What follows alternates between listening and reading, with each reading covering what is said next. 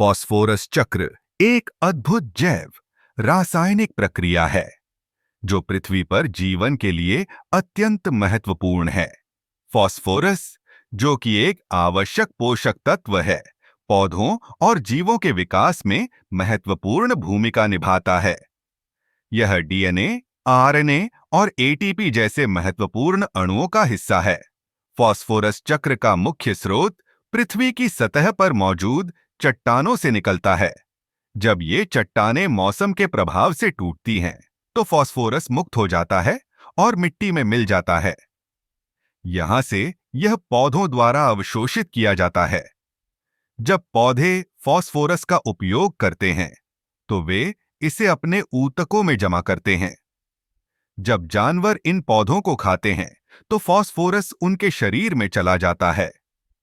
अब जब जानवर मरते हैं या उनके अपशिष्ट निकलते हैं, तो फॉस्फोरस फिर से मिट्टी में लौट आता है।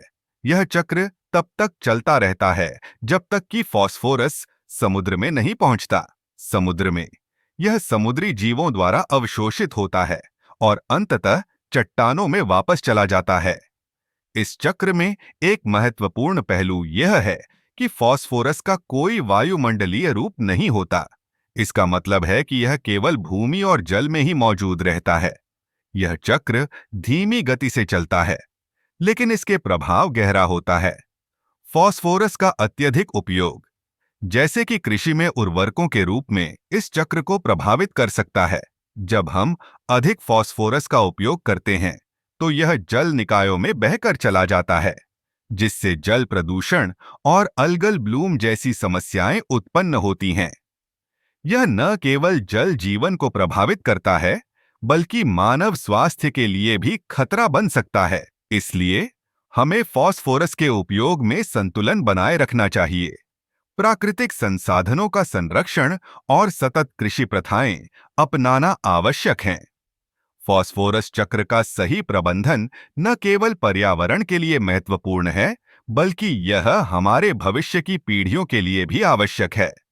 फॉस्फोरस चक्र का अध्ययन हमें यह समझने में मदद करता है कि कैसे हम अपने प्राकृतिक संसाधनों का सही उपयोग कर सकते हैं और एक स्वस्थ पारिस्थितिकी तंत्र बनाए रख सकते हैं। यह चक्र हमें यह सिखाता है कि प्रकृति के साथ संतुलन में रहना कितना महत्वपूर्ण है।